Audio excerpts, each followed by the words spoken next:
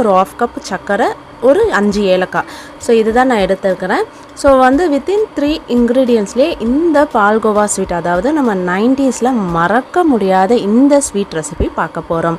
So இதை வந்து பார்த்திங்கன்னா இந்த பொட்டுக்கடலையை வந்து இந்த மாதிரி மிக்ஸி ஜாரில் வந்து ஆட் பண்ணிக்கோங்க. அதே மாதிரி சர்க்கரையும் ஆட் பண்ணிக்கலாம், ஏலக்காவும் ஆட் பண்ணிடுங்க. இதை நல்லா வந்து கிரைண்ட் பண்ணிக்கோங்க. நல்லா இந்த மாதிரி பவுடர் ஃபார்மில் கிரைண்ட் பண்ணிக்கோங்க. அப்போ தான் பால்கோவா வந்து நல்லாவே சூப்பராக வரும். இப்போ ஒரு பேனில் 1 ஸ்பூன் அளவு நெய்யை ஆட் பண்ணிக்கோங்க. இதை நல்லா ஸ்ப்ரெட் பண்ணி விட்டுருங்க அந்த நெய்யை. ஸோ இப்போ நம்ம பேனில் வந்து ஃபுல்லாகவே நெய் வந்து ஸ்ப்ரெட் பண்ணிட்டோம். இப்போ நம்ம வந்து அரைச்ச அந்த பொட்டுக்கடலை, சர்க்கரை, ஏலக்காய் அந்த பொடியை வந்து ஆட் பண்ணிடுங்க. ஸோ கொஞ்சம் நேரம் கிளறி விடுங்க. அவ்வளோதான், இது ரொம்பவே ஈஸியாகவே செஞ்சிடலாம் இந்த ஸ்வீட்டு. இன்னும் 1 ஸ்பூன் நெய் மட்டும் ஆட் பண்ணிக்கோங்க, அவ்வளோதான் போதும். இப்போ நல்லா வந்து மிக்ஸ் பண்ணி விட்டுருங்க. ஸோ இதுலேயே வந்து ஃப்ளேம் வந்து